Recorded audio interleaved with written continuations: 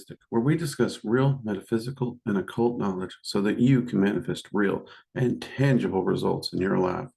This week, we're going to be discussing dragons and their colors. But before we do, Bob, take it away. Dear Dark Roast Monster, I write you now to remind you to tell your viewers of your online courses and of your live Zoom workshops at workingdragonmystic.com, as well as to tell them of your merch shop where you have your towels, t-shirts, and mugs of various kinds, and to tell them to subscribe to your channel and to hit the notification bell should they not receive them anyway.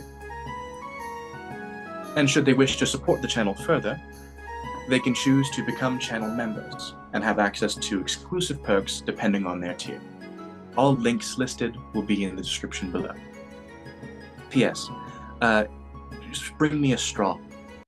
Okay, so I get this question a lot here on Working Dragon Mystic, and whether it be on the channel, in the comments below, or whether it's an email, this is a very, very popular question.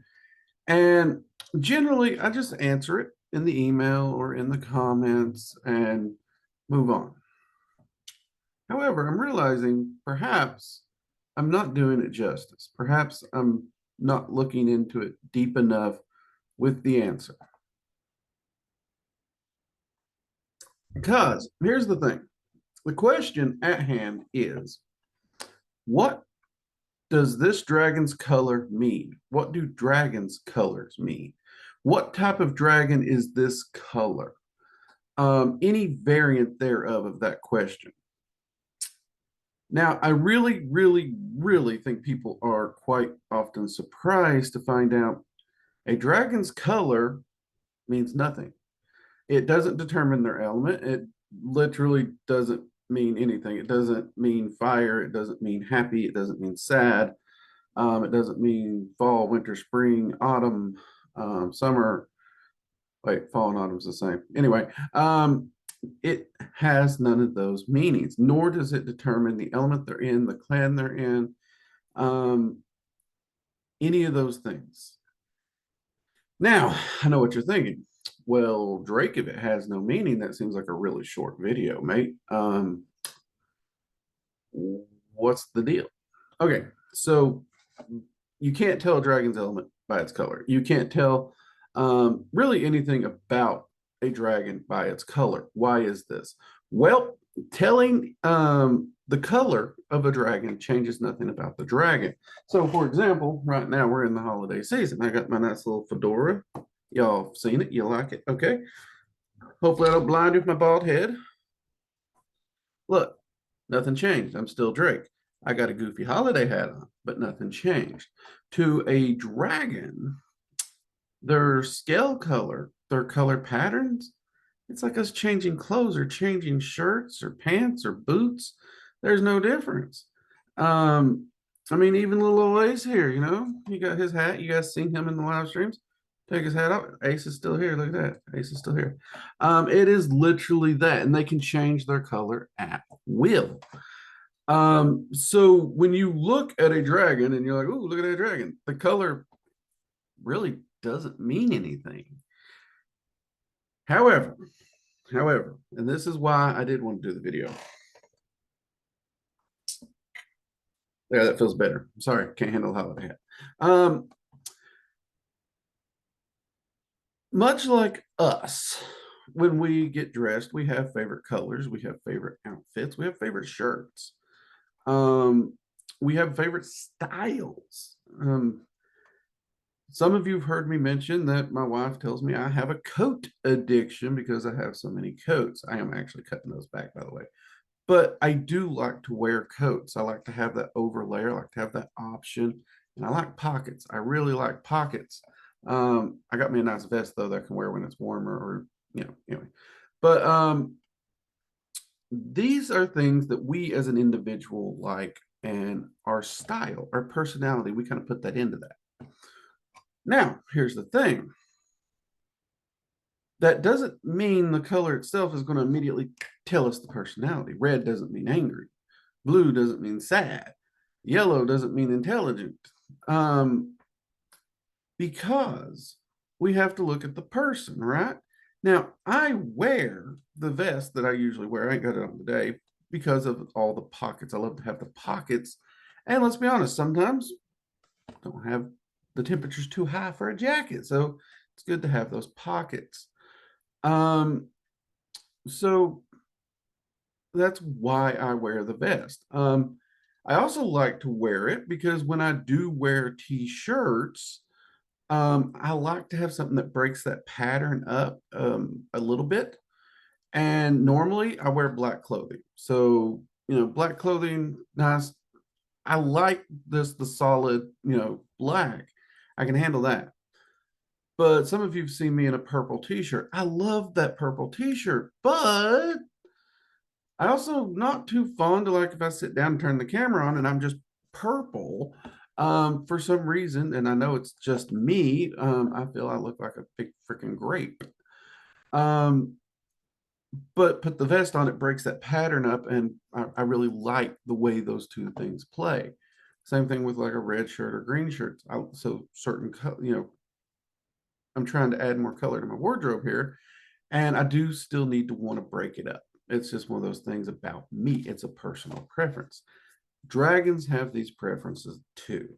Um, and they're going to use different colors and patterns based on their personality and their choices. Like, I know a lot of guys that wear a vest just like that, but they wear it strictly either because they wear it at work where they can keep their bits and baubles that they need for work, or they only wear it when they go fishing. They keep all their tackle in there, and that's fine. That's how they choose to utilize it. Um, and then I know a guy who has a hat like this. He saves it for special occasions only. He doesn't use it as daily wear. Daily wear usually goes to a ball cap, where I've never gotten in the habit of wearing ball caps since I was in high school. Don't know why. Um, but personal preferences, you're going to use things differently. I love to have a wide brimmed hat to help keep sun out of my eyes. I can adjust it easily, keeps rain off my head. Though it is true, I do wear sunglasses quite a bit too. Um, but a dragon's color is based on that personality. And I'm wanting to specify it is based on the individual view, okay? Because we need to approach these entities to get to know them as an individual. We need to treat them as an individual. We don't want to make assumptions as we approach them. If you see a black dragon, you shouldn't freak out and be like, oh God, it's a bad dragon. Well, first off, dragons really aren't bad. Or since, like in Conway's work, she tends to relate black dragons to the chaos element, or the dark element. Well, there's a lot of black dragons in the lower elements. You'll find them in fire, water, earth, and air. You will find black dragons in all these categories. So if you just assume a black dragon is automatically this big giant thing you should be scared of, you're wrong. Because of that assumption, even if it's a chaos dragon legitimately, that assumption that just because it's black is the thing. Color had nothing to do with it. Red dragons, everybody's like, well, red dragons are fire. No, again, you're going to find red dragons in every aspect there, and all through the four lower elements, all through the higher elements. In fact, there's a lot of chaos dragons that are deep, beautiful reds. There's dragons in the light element that are beautiful reds. The spirit element, same thing. All 9 elements, you're going to find red dragons. Now, that said, as we research and as we study dragon magic, you are going to find authors and books out there that do try to associate these. And you're going to quickly see that they're just taking correspondences from other areas and plugging them on top of a dragon because the dragon happens to be this color. Some of these authors even refer to dragons as angels and or fairies. Yeah, I'm still trying to figure out that correlation, because Well, growing up in the church, angels and dragons were always separated. And having worked with the Fae, I do admit dragons will work with the Fae, but they themselves are not the Fae. They don't even follow the same rules and laws as the Fae. Um, so that seems to be an overly extreme simplification, or just trying to take one model and cram it in onto another model. And that always felt lazy and bugged me. But the truth is, there's not a lot out there on dragon magic, is there? Um, and even less of what's out there is good. Many of you know that I adore Conway's work. She's where I got my start, and she even encouraged me to publish my research to further the studies. But you'll also notice that her and I have differences in our practices. Now, ironically, I did find out some of those differences. She agreed with my findings, but that's another story for another time.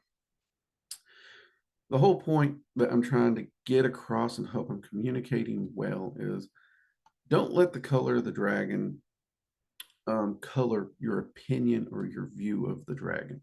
Don't let it force an assumption onto you. Understand that these dragons can change their shape and color at will. I work with one dragon that seriously changes his color 2 or 3 times a day. Just because he can is literally why he does it. He doesn't actually have a reason. I know another dragon that his color more or less shifts to fit his mood. And honestly, the colors he chooses for when he's happy might surprise some people because they tend to be in those duller ranges. He likes those. Um, but since they can shift those scale colors at will, and they really don't have a base scale color, um, yeah, we end up with the scale color doesn't matter. And what it would matter only matters to the individual dragon. And unless you take the time to truly get to know that individual and what makes them tick, you can't say you know what that scale color means.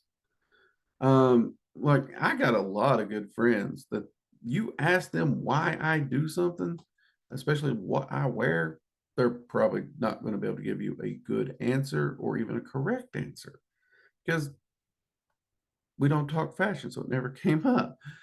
They just don't know. Um, and that's really the same thing here. We can't put our assumptions onto these entities. We should not. I mean, we wouldn't do it with other entities. We really wouldn't. If Odin or Freya or Thor decided to change clothes, we would think it was unique. We'd understand that they changed clothes. We wouldn't think anything about it. We might ask them, why'd you decide to try that style? That's as far as we go with it. We really need to understand that when dragons alter their scale color, it's just as simplified as that, and we shouldn't go further with it. I hope this helps to answer and clear this up a little bit. If not, um, we'll readdress it at a later time. If not, but I think this time around, I think this video is going to help clear it up, and it's going to give me a resource to be able to share, as I do need to answer the question again. Because just because I make a video, I don't expect everyone to see it. I don't expect everyone to know it. That would be too egotistical. But for those of you watching this, for those of you seeing it, I hope this has helped clear this particular question up a little bit. And if you have any questions, let me know, drop them below. In fact, let me know, what dragons of the earth, air, fire, and water have you met that do not fit what people would think of those 4 elements in color? I'd love to hear from you on those, and what rainbows of colors you've seen within those 4 elements. It'd be great. Also, if you enjoy dragon magic or the occult or magic in general, consider hitting subscribe if you haven't already down below here. And be sure to turn on notifications so you're notified anytime we release a new video or we go live. We do live streams on Sundays at 7 p.m. Eastern Standard Time. And we'd love to see you there to join in on the conversation, ask some questions, drink some coffee. It's a lot of fun. Speaking of which, feel free to check out our merch store as well. And until next time, I'm Drake. This has been Working Dragon Mystic. Take care. Bye-bye.